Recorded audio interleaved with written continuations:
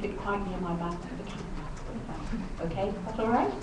Okay, good morning everybody, and it's lovely to see you here, and we're really looking forward to having a really rich debate and conversation, and really to having you challenge us and tell us what we've missed, that we've missed the big, most important thing, or, you know, have you thought of it this way? That would be absolutely wonderful.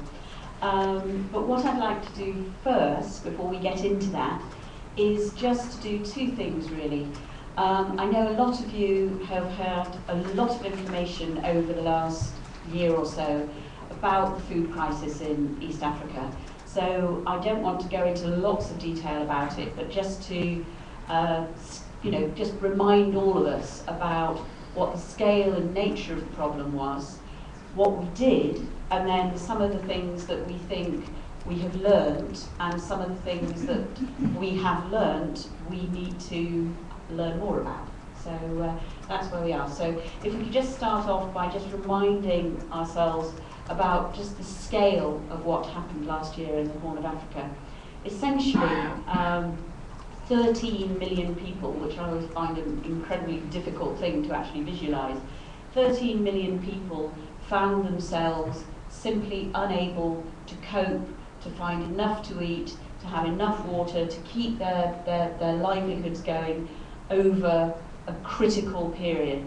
And that area was a vast swathe of East Africa, coming all the way through southern Somalia here, through northern Kenya, and right across southern Ethiopia there. So, you know, if you fly over this, it takes you, to get from, say, Mogadishu to around here would take you well over an hour.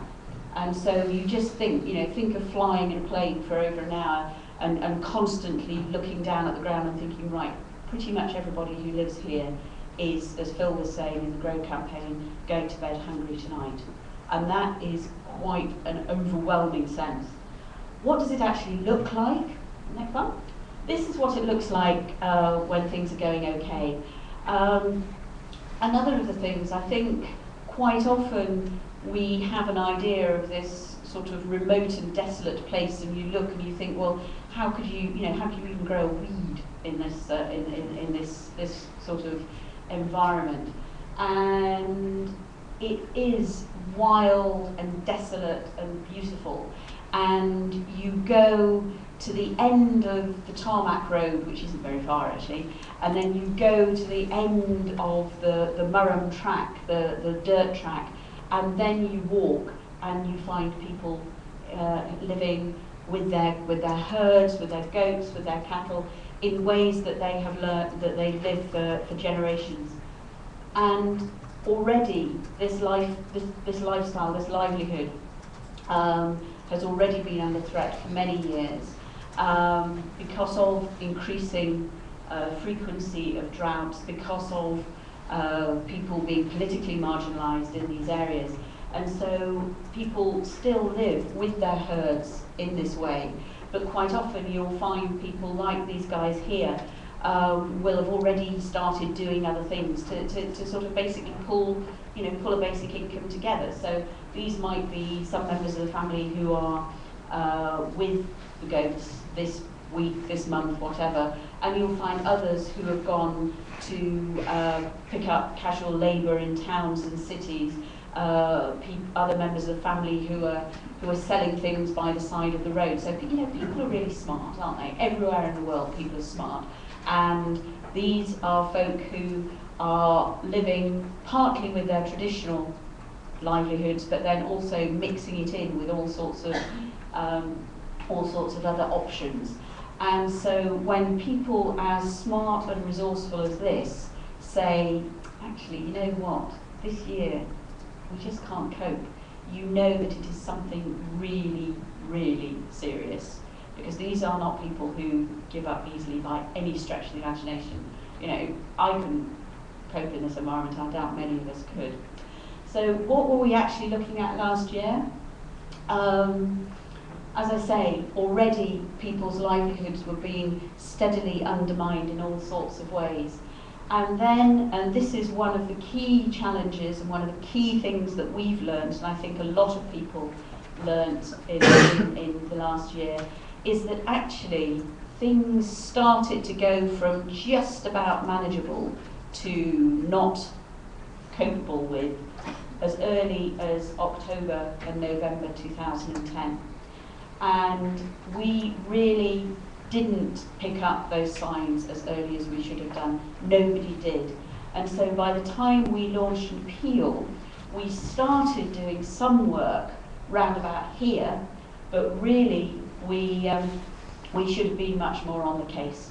And so should the whole of the international community. And one of the key things that we learned, and perhaps you might have seen in around about January time, was we got some fantastic cut through and some fantastic response to a paper that we wrote called Dangerous Delays, which really set out why the system has to change, so that not only do we pick it up more quickly ourselves, but even so, we really need to be able to capture the public attention and also donor attention, because we did find that even when we started talking more and more loudly about this, we still weren't being heard. Now, how do we do that, and how do we do that more effectively? It was wonderful to see people across the world say, when we published the paper in January, that's brilliant, of course that's what we should do. But we're still struggling to raise money now for West Africa, where there is a food crisis, which in some ways is even greater than this was last year in the Horn of Africa. So that was what we saw. What we did, we were already working in the 3 main countries that were affected, so we scaled up what we were doing there, and we opened up in new places. And I'm going to show you some quick pictures of what we did. So the fact I'm not going into it while we're looking at the words, don't worry, pictures coming. But in total, we supported in some way, shape or form nearly 3 million people across the Horn of Africa, and it cost us about $90 million, which is about $30 per person. And that is an incredible achievement to Oxfam staff, and as importantly, in fact more importantly in many places, the staff of the partner organisations, the local civil society organisations who are working in their own communities and who really know what's going on, and we support them both with funding and also with technical support. So that's the summary of what we did. What did it look like? Well, a whole range of things. Quite often people say, well, it's a food crisis, why don't you just give people food? Or it's a drought, why not just find water? Which there's a certain logic to. But actually, if you talk to people, what they need is a much more nuanced range of things. So rather than food aid, we give out cash vouchers, because I don't know about you, but if I was in this position, then I wouldn't want somebody telling me what I wanted. We would actually, you'd want the money to go out and spend it, so we give people money. We help people with water, and we also work not only with people in their communities, but with people who had been forced to leave their homes and live in camps, and this is a camp in Ethiopia. And then we also helped people to rebuild local structures. So that's what we did. I've already mentioned that one of the most challenging aspects is, how do you actually get this on time? How do you support people before things get as bad as they can? And we're working very hard to pull together the GROW campaign, the long-term development work and our humanitarian work much more closely. But there will still be many more challenges from the outside world. So particularly the political aspects of this. One of the things that really holds together those 30 million people across the Horn of Africa is that none of them are living in places where they have a government that is actively supportive of them, their needs, their rights. It varies in different places. The government of Kenya is not a bad government, but in those northern areas that I showed you on the map, basically those people are ethnically different from the vast majority of people in Kenya. They are perceived as different from us. There aren't very many of them proportionately, so actually, if they don't vote, it really doesn't matter. They're not going to be a swing constituency up in the northeast or the northwest. In Ethiopia, in many ways, the people in those areas are even more marginalised by their own authorities and their own governments. And in Somalia, of course, there has been no government for over 20 years. And so people there are often at the mercy of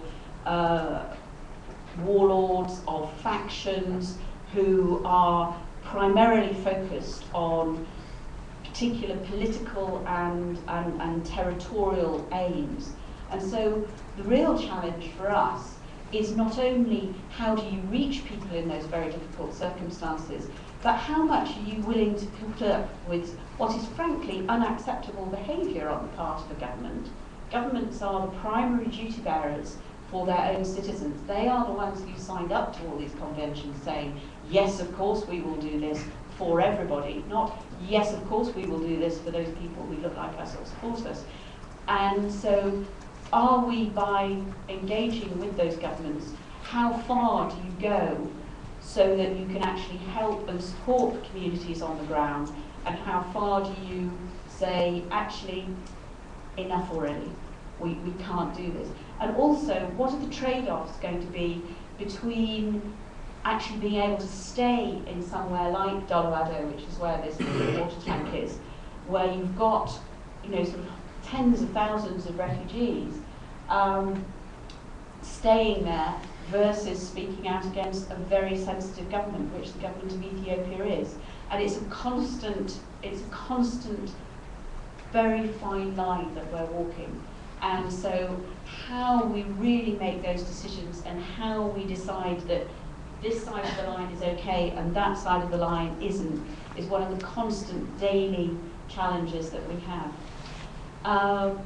So those are just a couple of the things that we, I think, are feeding through round and round in our minds, in our discussions, and in our programmes. And it would be wonderful to have your thoughts and your views on that. But I think the other thing that I just like to leave you with is that this is not about just people like us sitting and having these conversations and making these decisions. The strength and resilience of the people we've worked with, like these people, particularly on the right-hand side of the picture, is just extraordinary. And so whatever discussions we're having,